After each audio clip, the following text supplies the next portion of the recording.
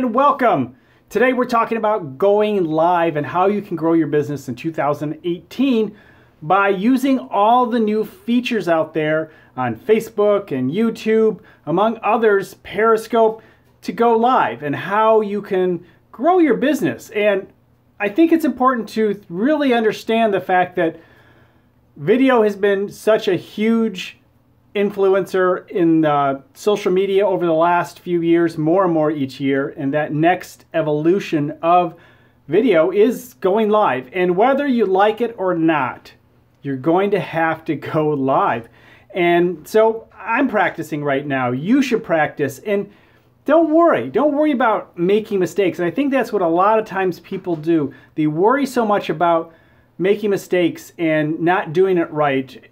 Don't worry about that. There are plenty of ways in which you can practice. Even here on YouTube, you can make sure that your live video goes unlisted and maybe just your subscribers. And if you have a small subscriber count, then hey, not many people are going to see your video, and that's okay. But you can practice and then review.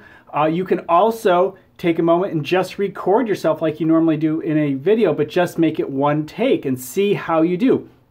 Now, one of the things I like to do when I'm going live is set up, or even this is even true when I'm speaking in front of groups, is just have a few sentences to work off of. You don't have to memorize a script. Just have topics as starting points for your conversation. So you can have a headline and then a number of subheads. So if you can remember 5 sentences, or even write them down, put them on the side, put them over here, or just above your camera, and you can just do a quick look up. Oh yeah, here's the next topic, and start talking about that and start asking questions. Now, something else that's really important when going live is to engage your audience and ask questions and look for feedback. And so in a situation where you have people commenting, you have to be careful not to let that distract you, and maybe even set a time. Say, hey, I'm just going to talk to you for a couple minutes. I have a few key points that I want to share with you. And then you say, okay, now I am ready to answer questions. So I'll do that in a couple minutes. So something like that can be very, very helpful. Time it out. So when you go live, take the moment beforehand to make a list of topics in which you know that you want to cover, and then don't get distracted by the comments, because of course if you do that, you can really throw yourself off. I often find that you have to start asking questions of the people who are watching your video, and also remember the people who watch your replay. Ask questions of them too. That can really be helpful when going live, no matter what platform you're using. Now, I often recommend that you pick a platform that you're most comfortable with. For many of us, it's Facebook. That's where we want to be. For some of us, it's Periscope. That's great. For Twitter, LinkedIn has a live platform now. Maybe that is your audience. Or again, like right here, YouTube. So pick your platform to be your core social media live platform. Doesn't mean you can't use the other ones, but say for instance, related to YouTube here, if I go live on Facebook, it would be more to remind people that I'm going live on YouTube, or I have a new video, or to promote my latest work. So I use that as the main platform. But if you're on Facebook, then maybe use the other platforms to let people know you're going to be live on Facebook at a certain time, and to join you and bring some questions. That's another way. Good way to go. I think that going live especially in 2018, is going to become more and more of a standard for all of us. And you don't always have to show your face. Some people, just bottom line, are not comfortable doing that. So think about ways maybe you can go behind the scenes. I remember when we first started getting into Periscope a couple years ago, a lot of people were showing off their studios, kind of giving showing the people behind the other people behind the scenes, or maybe some of their equipment. In other words, giving a little more dimension to who they are, where they work out of, what their daily life is like. There are a lot of ways you can approach this. Another thing that I've done is create kind of like a game show. If you look up my 8 awesome questions, I did that on blab.im, if you remember that one. Now is no longer. but I've also created them on Periscope. And basically what it is, I pick a topic and then I create 8 questions to engage the audience with, and people who are watching will then answer the questions, and it's a nice back and forth. So that's another thing you can do, especially if you have a specific industry and you're trying to connect with people within a specific industry. Creating the kind of that game show atmosphere can really add a nice dimension to the work you are doing online. So what are some of the things that you do when you go live? I want to see those in the comments below. That's where we can really get the conversation going and maybe have some additional live conversations in the future about what we should do when we go live. How often should you do this? You know, the rule is always consistency when it comes to social media. So if you do it once a week, that's great.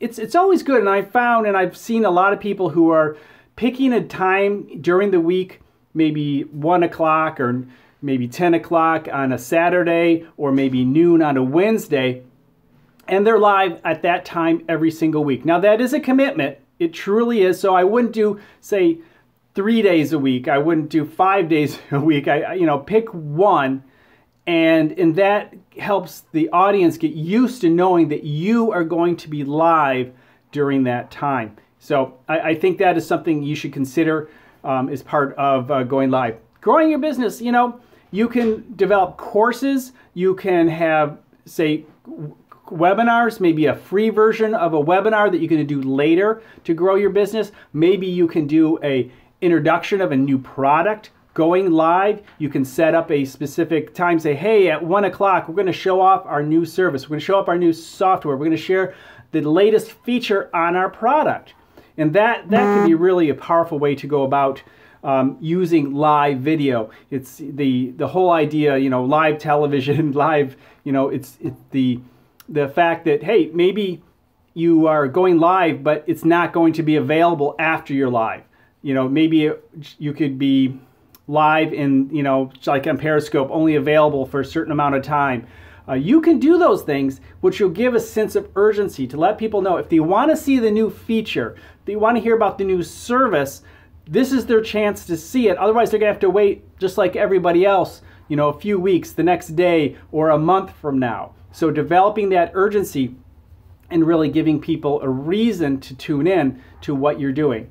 All right, so there are a lot of things you can do moving forward going live, and I recommend you start practicing right now, because 2018 is most certainly going to be a big year for going live. I would test the different platforms, learn how to use them, and start developing your own social media solar system and decide what is going to be your center social media. Is it going to be as we like to call it, your sun, going to be YouTube or Facebook? Maybe it'll be LinkedIn. And how are you going to use the other live platforms to drive people to your core video live streaming service?